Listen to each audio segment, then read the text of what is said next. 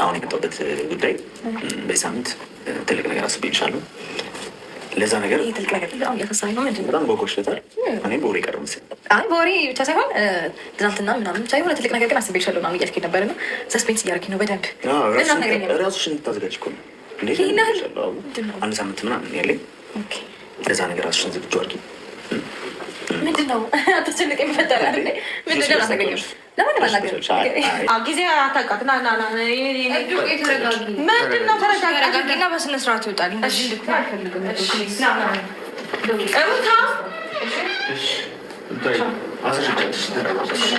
ትናንትና ደስታ ሩታን አንድ ሳምንት አካባቢ ነው የቀረኝ፣ ተዘጋጂ ለምጠይቅሽ ጥያቄ ወይንም ደግሞ የሆነ የማደርግልሽ ነገር አለኝ ለሱ እንድታስቢበት ብሎ ጊዜ ሰጥቷታል። ያ ነገር እንድታስብበት ያሰበው ነገር ምንድነው የሚለውን የማቀርብላችሁ ይሆናል። እስከ ቪዲዮ ፍጻሜ አብራችሁን ቆዩ። አሰላሙ አለይኩም ወራህመቱላሂ ወበረካቱ። ውድና የተከበራችሁ የቻናሌ ቤተሰቦች ሰላማችሁ ይብዛ። ለዚህ ቻናል አዲስ የሆናችሁ ሰብስክራይብ፣ ላይክ፣ ሼር እያደረጋችሁ ቤተሰብ መሆናችሁን አትርሱ። ትናንትና እንግዲህ የሩታ እህት መታ ነበርና በሚያሳዝን ሁኔታ አስወጥተዋለች ማለት ነው ከቤት ምንጭቅጭቅ አድርጋችሁና በዛ መሀል ግን ከዛ በፊት ሲያወራ የነበረው አንድ ሳምንት አካባቢ ነው የቀረኝ እንድታስቢበት ፈልጋለሁ ማደርግልሽ ነገር አለ ሲል ነበርና ምንድነው ብለሽ ታስቢያለሽ አንቺ? ያው እኔ የማስበው የጋብቻ ጥያቄ ያው ቀለበት ይሄ ነው የማስበው እኔ ቀለበት ሊያደርግላት እና ባንዲ እንሆንና ቀለበታችንን እንፈጽምና እንሂድ የሚለው መሰለኝ። በራሴ ያሰብኩት እንደዛ ነው ይመስለኛል። መሄጃ የደረሰ እያለ ነበር እና ምናልባት የአግቢኝ ጥያቄ ጠይቋት እሷም ደግሞ ጥሩ መልስ መልሳለት አንድ ላይ ሆኖ ለመሄድ አስቦ ይመስለኛል። እኔም እና ነገሩን እያፈጣጠነው ነው። ልጁ ከሷ መለየት አልቻለም። ትናንትና አይተሽ ከሆነ እህትዬቱ አባራው አስወጥታው እያለ ራሱ በቃ አልቻልኩም ብሎ ነው ተመልሶ የገባው። እኔም እንደዛ ነው የሚመስለኝ። ምክንያቱም መጀመሪያ መጠየቅ ያለበትን ነገር ጠይቆ ከዛ የጋብቻ ጥያቄውን ወይም ቀለበቱን ተቀበይኝና ሄጃይም ስለደረሰ ይሄን ፍቅሬን እንድትቀበይኝና የቀለበቱንም እንዲያደርግልሽ የሚል መሰለኝ ሐሳብ የሚያመጣው አሁን ይሄም መሰለኝ አሁን መልስ አዘጋጅ ያላት ለዛ ይመስለኛል። ምክንያቱም ምንም አሁን እየተጠያየቁት ጥያቄ የለም እስካሁን ድረስ ወይም አፈቅርሻለሁ የሚል ገና ከአንደበቱ አልወጣም ወይም ቀለበት የሚለው ገና አንደበቱ ስላልወጣ የምጠብቀው ይሄን ነው ብዬ አስባለሁ። ብዙ አብዛኛው ሰው ደግሞ ቤት እንዴት ሰው ቤት ላይ እንትን ትያለሽ እንዴት ሰው ቤት ላይ እንትን ትያለሽ የሚለው ነው የበዛውና በቃ ወይም እንግዲህ ዞሮ እንደ አማራጭ የምንይዘው አንድ ቀለበት ነው አንድ ቤቱን እንቀጥ ወይም ቤቱን ሌላ ቦታ ልከራይልሽ የሚለው ሊሆን ይችላል። ገብቶሻል? ሁለት አንዱ ነው እንግዲህ የኛ ጥርጣሬ አንድ ቀለበት ነው። ግን ቅድሚያ ከቤቱም ከምኑ መጀመሪያ ምንድነው የሚቀርመው ብዬ ነው የማስበው ቀለበት ወይም የፍቅር ጥያቄውን ማቅረብ ይመስለኛል።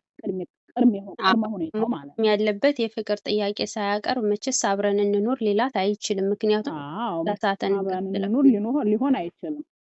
አይዋ ይሄን ነው እንደዛ ነው ያሰብኩትና የፍቅር ጥያቄ እንግዲህ በቅርቡ ለሩታ ያቀርባል ብዬ አስባለሁ። ነገር ግን እሱ አሁን ቤት እንትን ብሎ እዚህ እንኖር ያላለበት ምክንያት አንድ ስላልጠየቀ ነው። ትናንትናም ሰምተሽ ከሆነ ሽማግሌ ያለመላኬ ነው ምናምን እያለ ነበረ።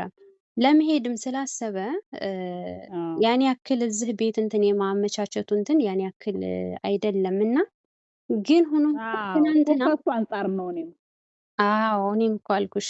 ግን ትናንትና ስለከፋው ደስታ እውነት ለመናገር ደስ ብሎኛል። ለምን ብትይ በጣም ሚስኪን ልጅ ነው፣ የዋህ ነው፣ ለሰው ልጅ ክብር አለው፣ ትህትና አለው።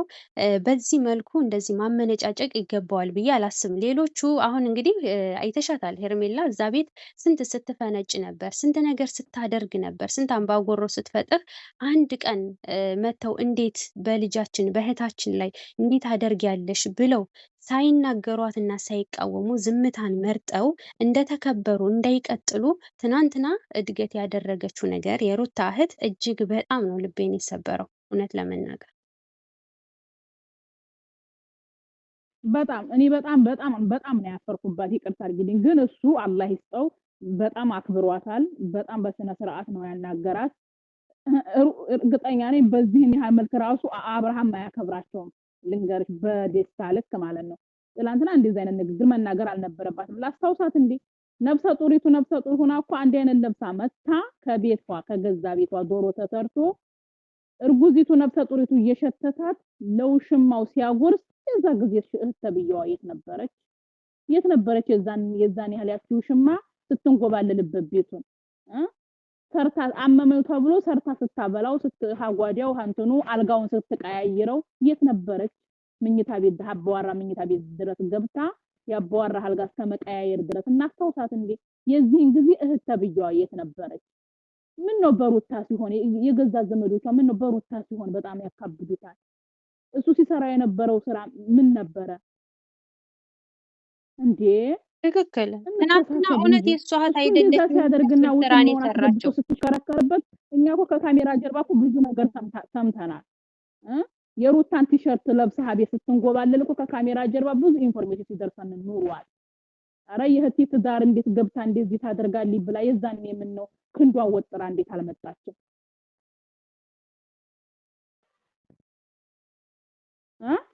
አሁን እንደገና እሷ ስታመጣ ነው ትዝ የሚላቸው የሚንጨረጨሩት። አብርሃም የሚያደርገው ነገር ችግር የለውም።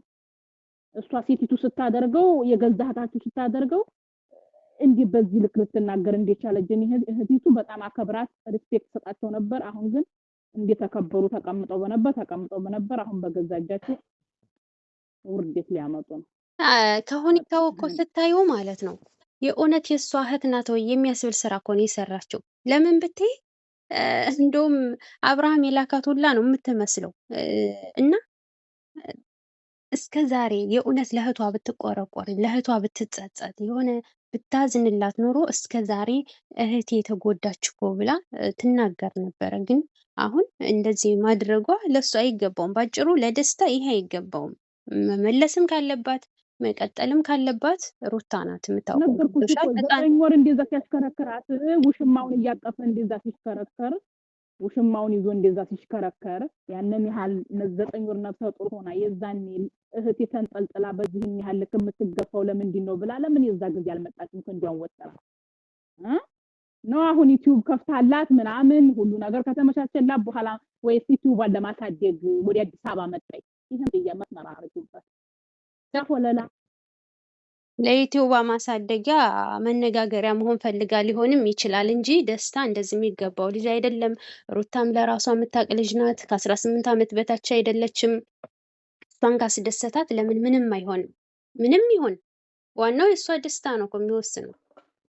እና ሩታ ራሱ የሆነ እኛ ኦዲየንስ እኛ ባዲያዎቹ ሀተመቻት እንደፈለገ ይሷ ብለን እኛ አንድ ቀን ከፍ ዝቅ አድርገናት አናውቅም። ሩታ ገባሽ?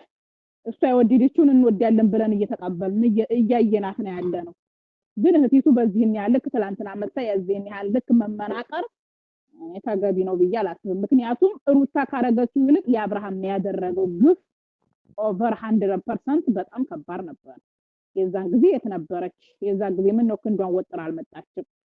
አሁን እኮ ሩታም ሰምተሻት ከሆነ ምን አለሽ መሰለኝ? ሁሉም ለጥቅም ነው አልኩሽ። ሁሉም ጥቅመኛ ነው ወላሂ። ትክክል። ሲጀምር ይኸውልሽ ሩታ አሁን ለምሳሌ ማለት ነው ምን መሰለሽ ወደዛኛው ህይወት ይስተካከላል ትመለሳለች ብላ እንኳን እንዳታስብ ወደዛኛው ህይወት በጭራሽ አልመለስም ብላለች። ብቻ እኔ እንጃ።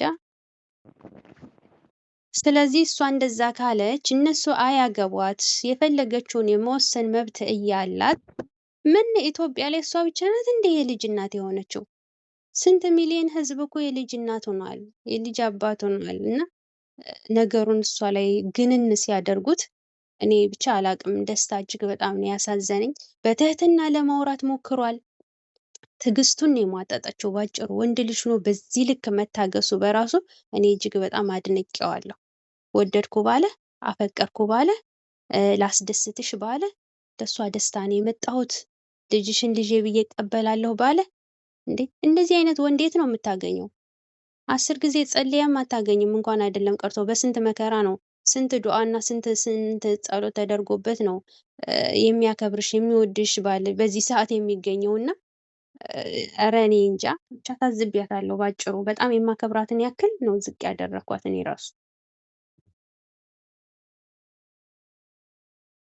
ነገርኩሽ እኮ በቃ ሁሉም ጥቅመኛ ነው። በቃ ሩታን ተንተርሶ ሁሉም መጠቀም ነው የሚፈልገው አልኩሽ እኮ። ለሱ አዝና አይደለም መደባደብ የመጣችው። እስከዛሬ ያልመጣችውን አሁን የመጣችው ምንድን ነው? ዩቲዩብ ከፍላ መጣች። ልክ እንደ ገነት ልታስጣብቅ ዩቲዩቧን ለማሳደግ አለ። የፈለጋችሁትን ኮሜንት ላይ ማድረግ እና ውድ ቤተሰቦቻችን እንግዲህ የዛሬው ሀሳባችን ይሄንን ይመስል ነበረ። ጠዋትም ሌላ ቪዲዮ ለቅ ያለው መስማት ትችላላችሁ። ትክክለኛ የሄርሜላን ባል ለጥፌ የላችኋለሁ። ከጠዋቱ ቪዲዮ ማየት ትችላላችሁ። በቀጣይ ደግሞ ሌላ ምለቀው ቪዲዮ አለ። እስከዛው ድረስ ሰላም ቆዩልኝ። ላይክ ሰብ ማድረጋችሁን አትርሱ።